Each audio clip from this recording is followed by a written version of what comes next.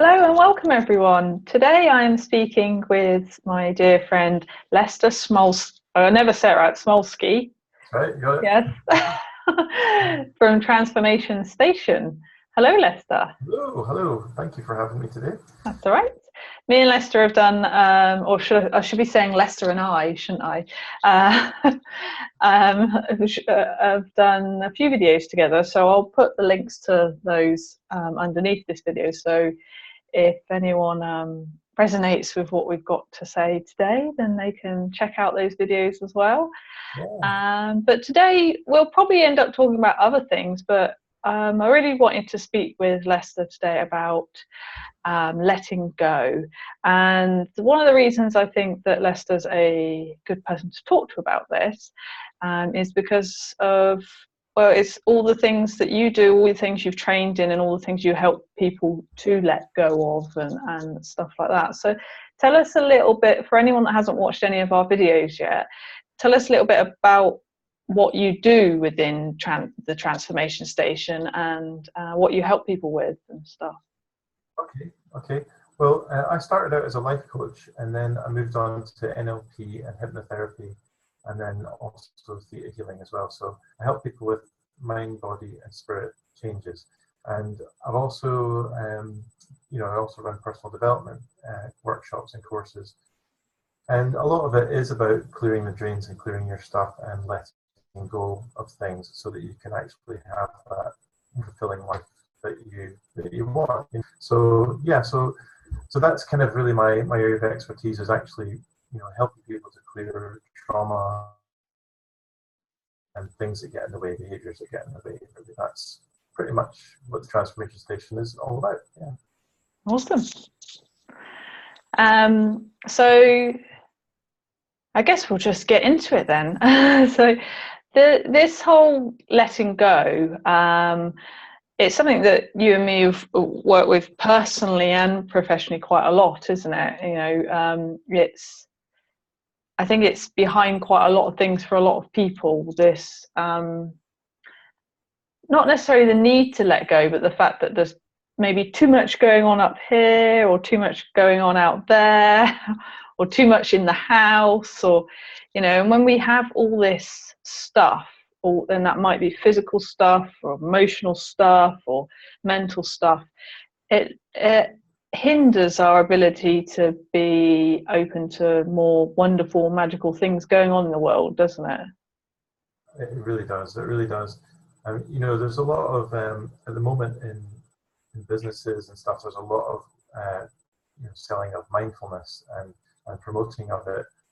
And sometimes it's always a good thing to do. Sometimes I feel it's putting the cart before the horse, because if you can actually help people to clear their stuff, first of all, then it's a lot easier to be mindful or to be a positive thinker and all those things. And so yes, it's very, very important. It's very important. Clearing both physical and emotional and everything else, sort of stuff. Yeah. So what would be your top tips for letting go? So what, letting go of what specifically? Because is it what side of letting go? I guess I don't know if this is still too vague, but letting go of things that are not serving us anymore. The emotional things. Yeah. Well, letting go is your unconscious mind, because that's something that I work with a lot. Is it sometimes has a positive intention for holding on to some of the things that we have, because it's keeping us safe. And quite often people will welcome and embrace and just be present with it for a moment, and then they get scared and then they push it away.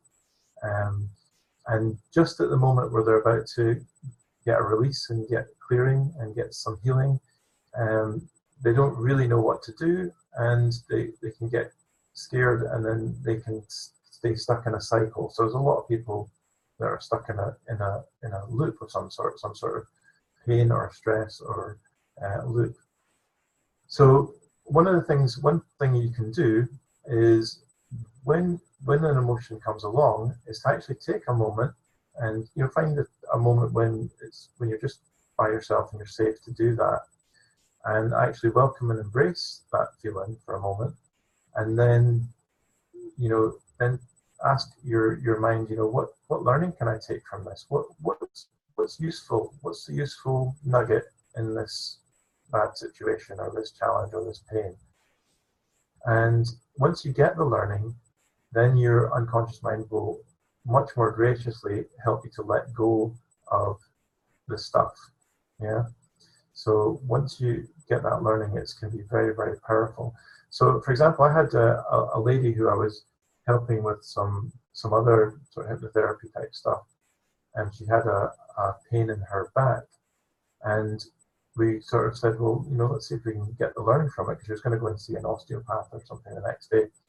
And the learning was basically that she was doing too much. And once she realized she was doing too much, she agreed that she could delegate things and she could maybe change her day around a little bit. And so I asked her unconscious, okay, is she the sort of person that will keep to her word if she says she'll do that? And it went, yeah, I think so. So can you let go of the pain now? And it went, yeah, okay. And then that was it, So it can be as simple as that. So an emotional pain is the same thing, and obviously that affects your physical body as well eventually. So yeah, so take the learning. That's the lesson there. So. And that's really important as well, because our body is always trying to speak to us, but quite often we think we need to have a pill, a potion, or a lotion to fix a problem. But actually, a lot of the time, it's our body trying to speak to us. And what you did there was kind of allow her to communicate back with her body, or the body to communicate with her, wasn't it?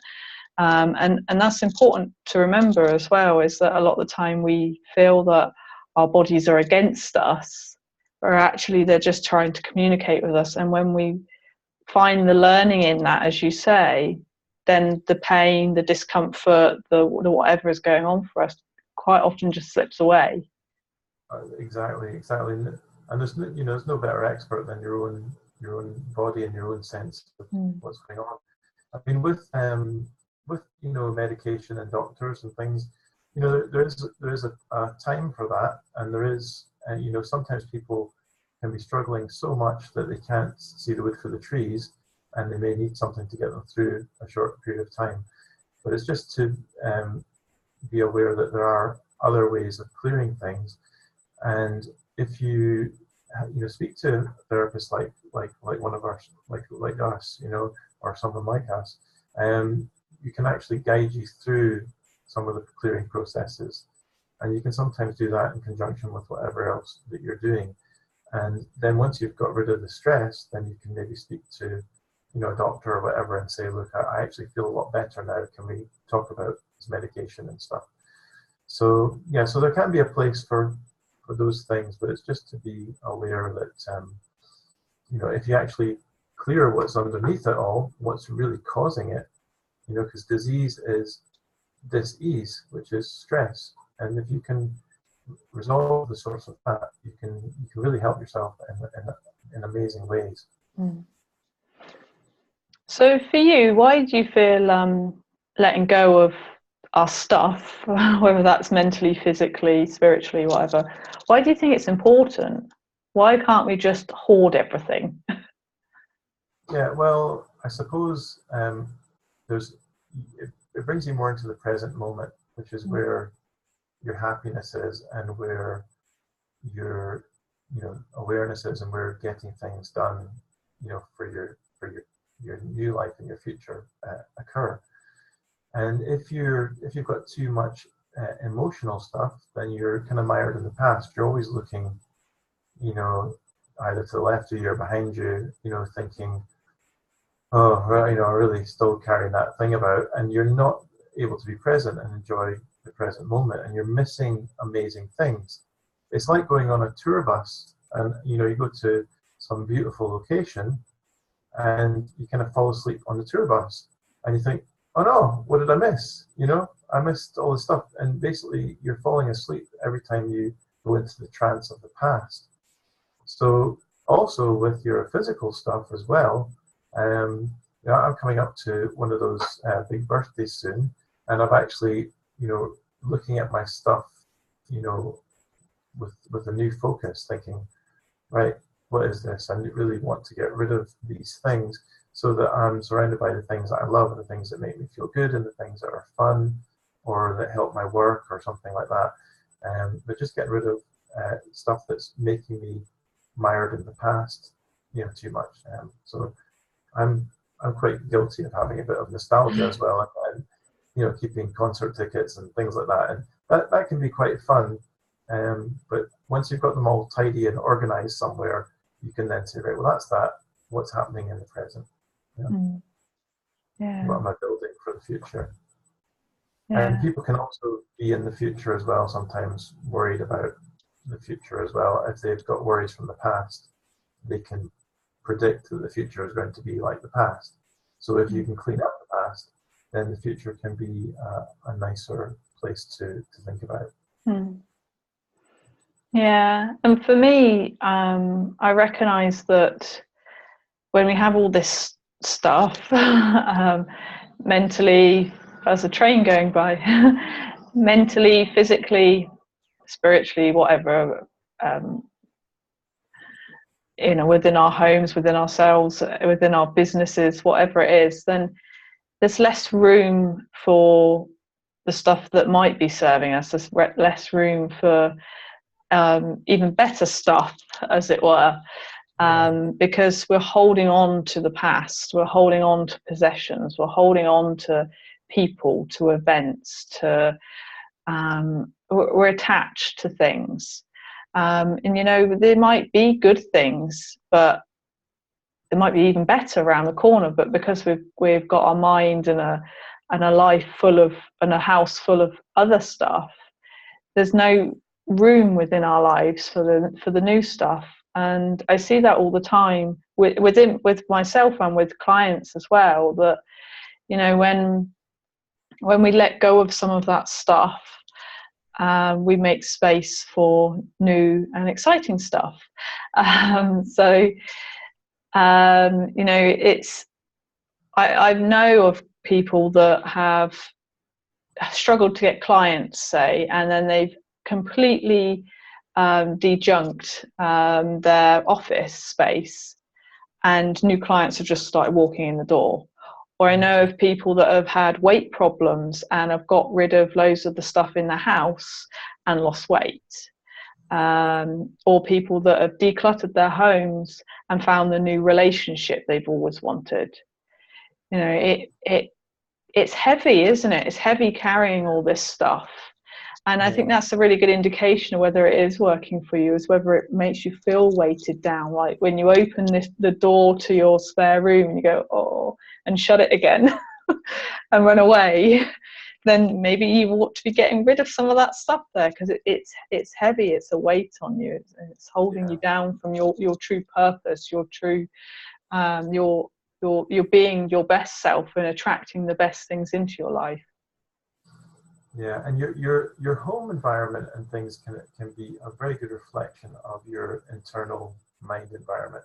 So you know, if your house is a complete wreck and you've got these rooms with stuff shoved into it, chances are you've got rooms in your head that are stuffed full of stuff that you should be clearing as well.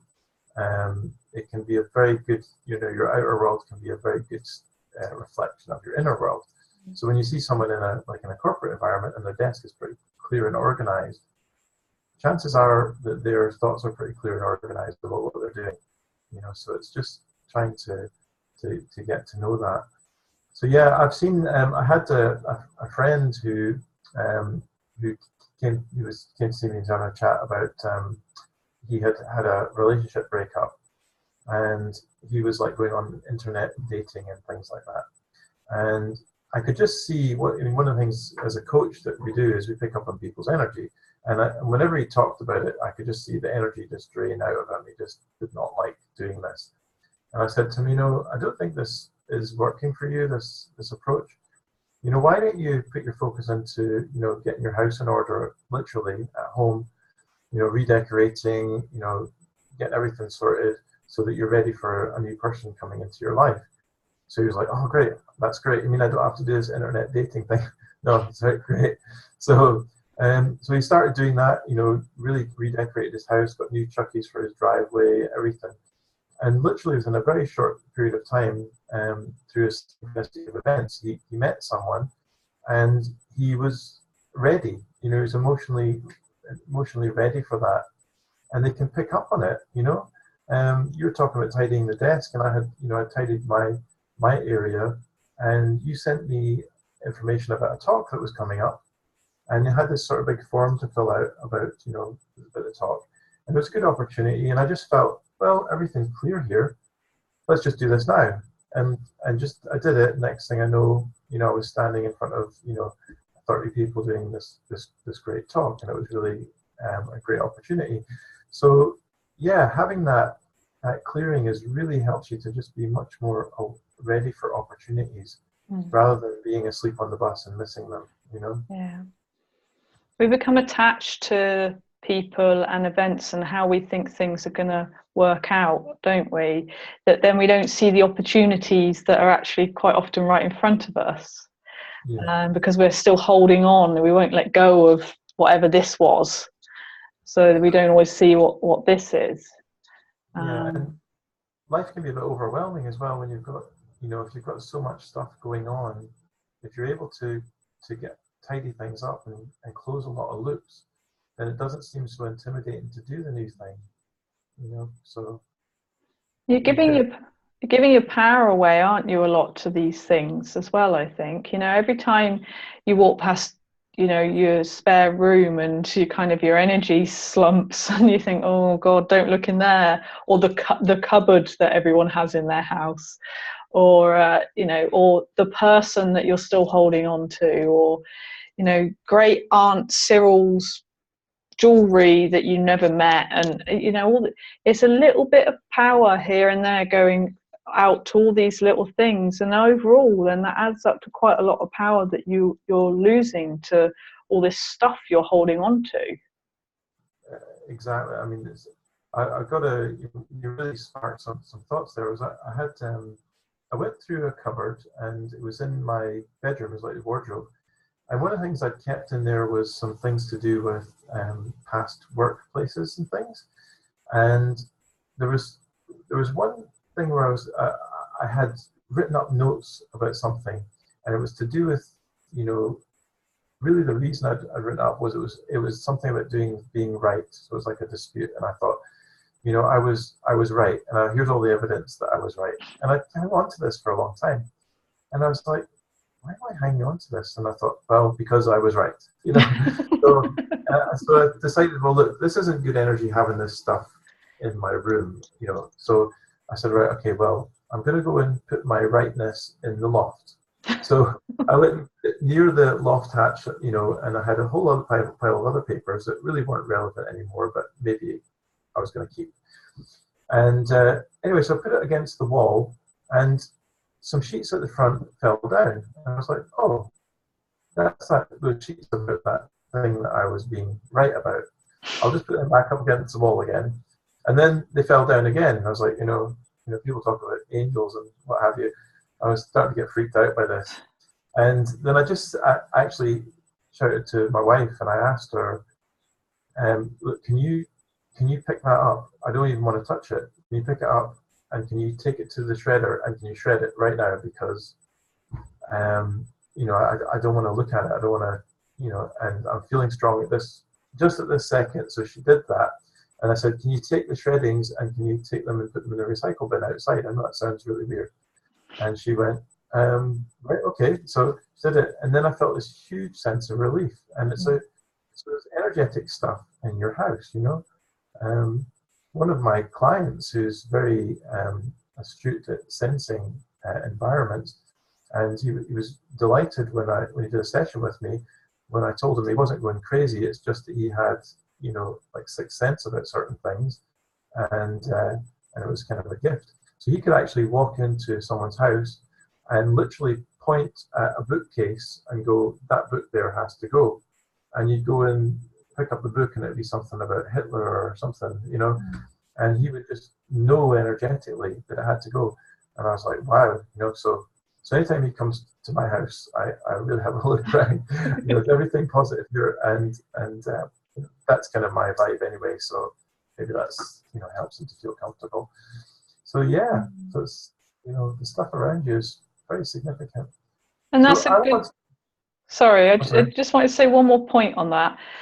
That's a good thing for people watching this video to remember, is that if your energy dips around something, whether that's a person, a pile of paperwork, a cupboard in the house, a room, whatever it is, then that's probably a good place to start letting go of, isn't it? Oh, definitely, for sure, for sure. That's a good way of listening to ourselves.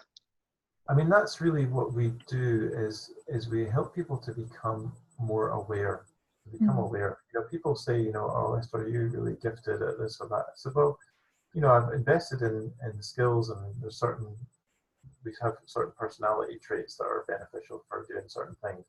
But a lot of what I teach is really about becoming aware, because once you become aware, then you can change things, Yeah. And most people are running on autopilot a lot of the time. And the busier lives they have, and the more roles they have, especially for women, I would think, the more roles that they have in their life, to be a mom and to be this and run a job and everything else, it can be hard to sometimes become aware, because they can get overwhelmed with things. Yeah. So I wanted to ask you a question. Go on then. Yeah, so about letting go, I've been, watching your journey. I know that you've, just recently sold a house and bought yourself a lovely camper van and things, and you're getting it all kitted out to sort of see the country and have a bit of freedom. And part of the process of doing that was you had to, de-junk to the nth degree. So actually really become free, almost like a Buddhist monk or something. You actually really let go of attachments. And I was wondering how that has affected your life, and what challenges and fears that brought up as well, and how liberating it is. Anything you can share on that would be fascinating, because yeah, I'm sure people would love to hear that, because John Lennon said in his song about imagine no possessions, I wonder if you can. And if he'd met you, he'd actually get the answer.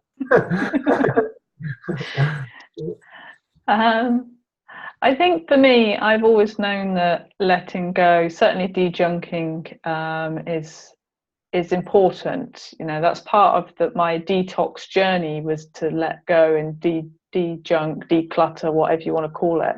So I've always known it was important. And then, as you know, and some of the listeners that have been following my channel will know, last year me and my husband split up, and something that could potentially tear you apart became such a catalyst for me and my life, and made me happier than I'd ever been in my whole life. Not the breakup, that I'm not saying I was like jumping for joy over that, but it letting go of something that wasn't working for us both made room for us both to be much happier, and we're such great friends now. So for me, I knew that I wanted to continue to let go of things that weren't really serving me anymore. And I had this idea that I'd like to go off and live in a camper van with the dogs and travel around for however long, because well, one, because my husband had never wanted to do that. Actually, it was his idea of hell on wheels. But two, I just always wanted to see more of the country I live in, but also of the world. But to do that meant either putting everything into storage and maybe never coming back for it, or having it shipped to another part of the world, or actually like walking my talk and letting go of it, because it is only stuff after all. And it's been a really interesting journey. I mean, I'm not going to lie, some of it's been really difficult, a lot more difficult than I thought. There's a lot, like I say, there's a lot of power, and there's a lot of emotions, and there's a lot of other stuff caught up in our belongings and things. So it's taken quite a long time to get, and it is to clear a very large 4-bedroom house, of my stuff and some of his stuff and some of the dog stuff, but then a lot of family stuff. So I could see, there was jewellery that I'm never ever going to wear, but it's been, passed down to my nan, that was passed down to my mum, that was passed down to me. And in the end, I thought, I've been carting this around for the last 20 years or something. Why? Why doesn't somebody else make use of it? And I started to see that a lot of the stuff I was holding on to was not serving me, dust collecting. And like I said, bits of power were going away here, there, and everywhere. And I felt obligated to keep a lot of stuff. And I think a lot of us do, we get given gifts at Christmas and birthdays and stuff. And we feel obligated to keep it because somebody spent some money and time on it. And it's the same with, with things passed down through wills and stuff like that. And there's a lot of energy lost to this obligation that we put ourselves into. So anything I felt obligated to keep hold of went. And it's only if it was things I actually would wear or liked or, things like that I kept. And that was a big shift, getting rid of the family stuff. So I'm guessing I was doing some sort of family healing, on some other levels, as it were, as well from that. Not carrying, all of this stuff all the time. And it's funny because I've always suffered from bad backs. And, I've been moving very large pieces of furniture by myself, clearing the whole house by myself for months and months and months. And I never got a bad back through that whole time. And I think it's because I've been letting go of all this stuff I've been carrying, and for me, as the months have gone on, although it's been tiring and, sometimes emotionally and physically tiring, I have felt lighter in mind, body and spirit, and brighter and freer. And I can feel the difference in me from letting go of things just because they, a sofa because it costs £3,000 or something, or, what, I don't know, trying to think of something else now. A bed because it was a really nice bed 10 years ago, or books. A year and a half ago I had over 2,000 books, and I've been slowly getting rid of those. And I thought I could never get rid of my books, but I thought I'm just going to keep carting them around from house to house, or pay to put them in storage. And that was a really good question I asked myself was, would I pay to put this in storage, or will I pay to have it shipped halfway across the world if I end up in Asia? And if it was a no for either of those, then it went. And each time I went around the house, I kind of went a stage deeper, because the first time you just get rid of the things that you're not really into, and that's easy. But then when you start again, you realise you still got to get rid of more stuff. Then you get rid of the next layer of stuff, like the things that you feel obligated to keep. And then the next time you go around the house, you get rid of the things that, that cost a lot of money. So you feel like you should keep hold of them. And then, and it goes down like that. And I kept thinking I was like endlessly going to the charity shop, but I thought this stuff then is at least benefiting other people. When it's in a cupboard or a shed or a loft or whatever, it's not benefiting anyone then. So you kind of if you keep reminding yourself that it can actually benefit somebody, it's actually making money for a charity, and then someone else might use it and things like that, then that makes it easier to let go of it as well. But as it came to the end of clearing the house, and I was basically running out of time as well, I was thinking, how's this all going to go in a camper van? Everything I felt attached to, pretty much, I let go of, because I knew that attachment was drawing power from me. So everything that I felt attached to, I let go of at that point. And somebody had said to me, I was at an event and somebody said to me, because they'd heard me talking about this, and they said, oh, I declutter based on if I love it, I'll keep it if I love it, if it's useful, and there was another reason. If I love it or if it's useful, I don't know. There Or was legal. legal reason, yeah, probably. Hold on 1 second. I've just got someone at the door. I'll go 1 second. Okay, Right. that's all right. I shall ramble on. So, as I was saying before, Lester departed us. If you love it, if it's legal or if it's useful, then people say keep it. But for me, I was saying Sorry about that's all right. I just carried on talking anyway. I just filled it in. Yeah, I was just saying. that. Yeah, for me, I realised that loving possessions wasn't enough of a reason to keep them, because what happens is we can love something, but there could be something around the corner that we could love even more. So sometimes if you feel an attachment to something, if your power is being drawn there, then maybe you could let go of that, because attachments to things, people, outcomes, that sort of thing, are not good for us if our power is being drawn in that direction. So if you love it and that's how you feel about it, that your power is being drawn that way, whether that's a person, a possession, or an event or something, then maybe that's something that you're being asked to let go of as well, to make room for something more loving, more amazing, more magical, because there's always more out there, and I think for me, it's, as the months have gone on, I've just felt so much lighter mentally, physically, and spiritually from the decluttering or letting go of.